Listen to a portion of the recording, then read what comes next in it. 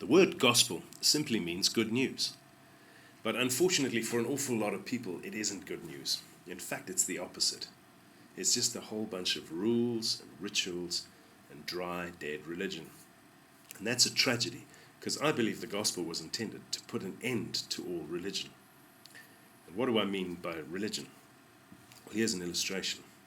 Here we have a good fruit. And here we have a bad fruit. And if these represent good and evil, then essentially religions are all the same. They're trying to teach you ways to choose good and reject evil. When you choose good, you feel good, until you blow it and you choose evil. Then you feel guilty and ashamed, and so you try harder and you do good until you blow it and choose evil. And you're caught in this trap of good and evil, good and evil. You can't really escape. It doesn't have the power to change your life. In fact, if we're honest, it just makes us hypocrites. But I don't believe God ever wanted us to get caught in that trap. And we can look at his original intention, or his original contract or choice that he puts before mankind. It's recorded in the book of Genesis chapter 2. And they're talking about the Garden of Eden. And let's not get bogged down for now in evolutionism or creationism or any of these things. Let's just look at what the story means. We'll see that in the Garden of Eden, there are two trees that are mentioned specifically. There's a tree of life, and there's the tree of the knowledge of good and evil. And God says, eat freely from the tree of life, but do not eat the fruit from the tree of the knowledge of good and evil, because the day you eat of that, you shall surely die. What does that mean? What is the tree of the knowledge of good and evil? Well, essentially, it's religion, isn't it?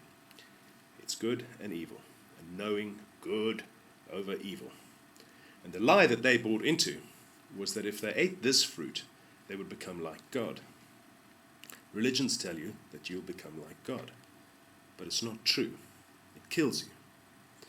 God's choice, rather, is to have nothing to do with that, but to eat freely from the tree of life. And what is the tree of life? Well, Jesus said in John 6:53, he said, I can guarantee you this, unless you eat of my flesh and drink of my blood, eternal life is not in you. He is the tree of life, and it's to him that we must go, to put all our faith, our hope, our trust, our life in him.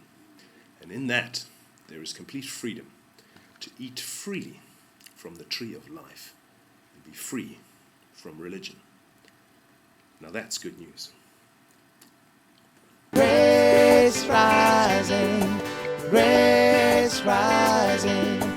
let it fill the earth. Grace rising.